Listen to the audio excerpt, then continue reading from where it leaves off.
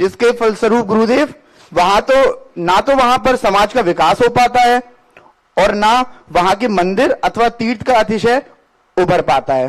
गुरुदेव ऐसी जगहों के लिए कृपया अपना मार्गदर्शन दें। और गुरुदेव अगर ये सब वहां पर हो रहा है तो मतलब है धर्म की प्रभावना भी उतनी तेजी से वहां नहीं हो सकती, तो इसके लिए कोई कर्म बंद होता है क्या गुरुदेव? तीन कारण है। पहला कारण है जब व्यक्ति स्वयं बुद्धिहीन होता है, दुर्योधन जैसा, तो दूसरों की बातों में आ जाता है। जैसे दुर्योधन के पास स्वयं की बुद्धि नहीं थी, क्योंकि उसने जब जन्म लिया था तो जन्म के दिन उसके सामने उसके समय गधा बोला था, गधा।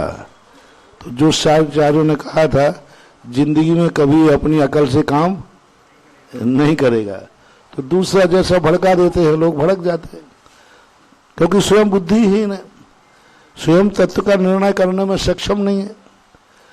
जो साधु आया, जो पंडित आया, उससे भड़का दिया, क्योंकि स्वयं का स्वाध्याय नहीं है, स्वयं का ज्ञान नहीं है।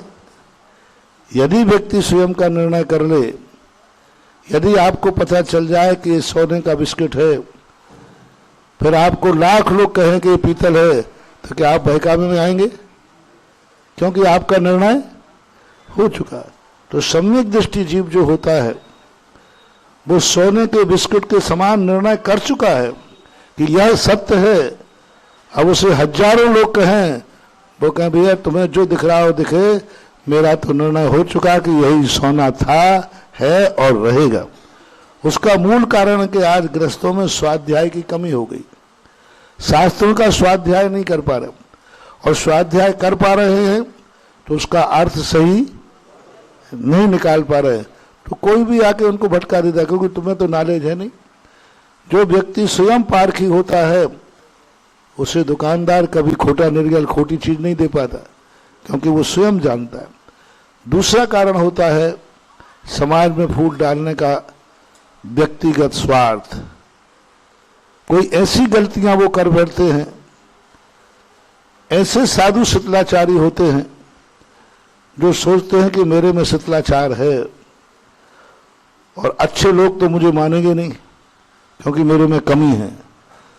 तो समाज में से कुछ मूर्खों को अपने पक्ष में करके अपनी डाल गला लेते हैं, ये नियम है, क्योंकि उनके मन में। दूसरा, समाज के वो पक्ष उनमें हो जाते हैं जिनके अंदर कोई अपराध हो, कोई स्वार्थ हो उनका, कोई उन्होंने ऐसी गलतियां की हैं, ऐसे वो गलतियां हैं, यदि वे समाज के साथ आ जाएं तो उनकी गलतियां उजागर हो जाएं। इसलिए वो सोचते हैं ग्रुप बना करके कि फूट डालो और राज्य करो। फूट डालेंगे तो हमारी कमियां ढकती रहेंगी। उन संस्थाओं में उन्होंने घोटाले किए हैं, उन संस्थाओं से कहीं ना कहीं उन्होंने इनकम ऑफ सोर्स बना रखा है। वे कभी समाज को एक नहीं होने देंगे, वे समाज के पद भी नहीं छोड़ेंगे, जिसे हमारी भाषा में क्या कहते हैं, गड़े था साहब। क्योंकि वो जानते कि नया चुनाव करके व्यक्ति आया तो वो हमारी क्या करेगा, सारी पोल पट्टी खोल लेगा, तो पद भी नहीं छोड़ना चाहते। तीसरा कारण होता है लोभ।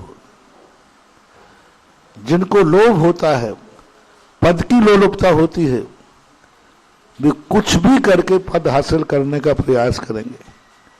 नकली वोट डलवाएंगे, नकली लोगों से ले देकर करेंगे, उनको खरीद फरोख्त करेंगे, एन प्रकार जो भी है, क्योंकि ये पद लोलपी होता है।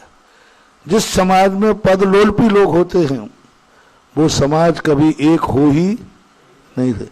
जिस समाज में पदाधिकारी घोटालेबाज होते हैं वे कभी समाज को एक नहीं होने देंगे, और जिस समाज में मूर्ख हैं वो तो कभी समाज एक है। कि समाज परख है, समझे कि जो हमारे लिए मूर्ख बना रहा है वो कितना अपराधी है, कितना दोषी है।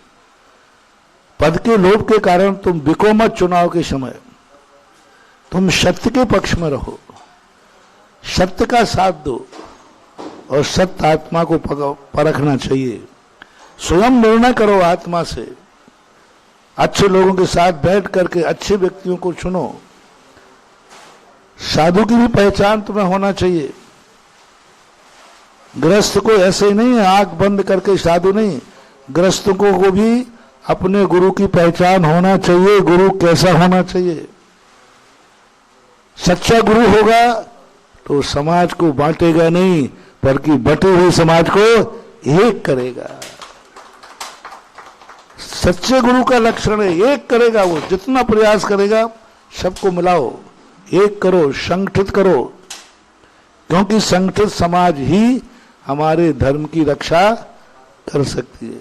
तो ज्ञान श्रावकों को थोड़ा ज्ञान हो कि बांटने वाले का क्या स्वार्थ है, क्या लोलुपता है, क्या अपराधी है।